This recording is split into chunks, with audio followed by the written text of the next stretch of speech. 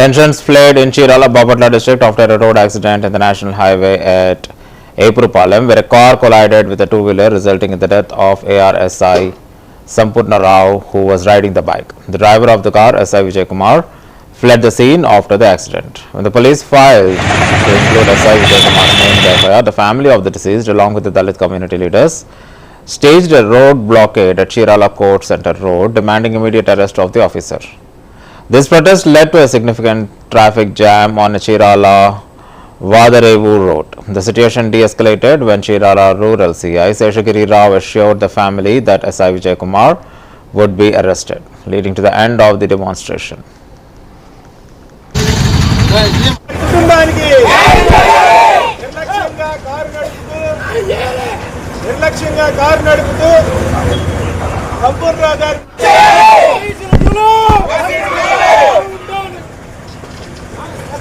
Police కుటుంబానికి న్యాయం చేయాలి. పోలీసు వ్యవస్థని చేయాలి. విజయ్ కుమార్ వెంటనే చేయాలి. విజయ్ కుమార్ వెంటనే విజయ్ కుమార్ వెంటనే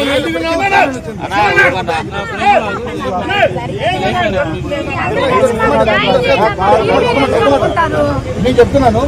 అతను ముద్దాయి అయ్యా మేము కోరుకున్నాం.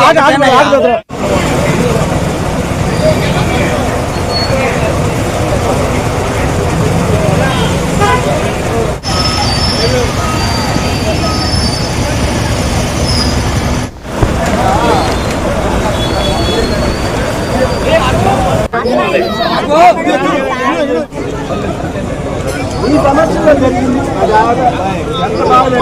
మాకే ఎక్కువ పైన దేవుడు అనేవాడు బయట వ్యక్తిని నేరం చేస్తే అది కొద్దిగా పనిచేస్తే పోలీసులు నేరం చేస్తే చట్టంకి ఎక్కువ. రేపు 10:30 వరకు చూస్తాం. ఆ తర్వాత విజయ్ కుమార్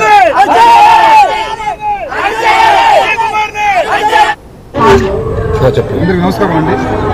ఈరోజు ఒక దురదృష్టకరమైన వార్త.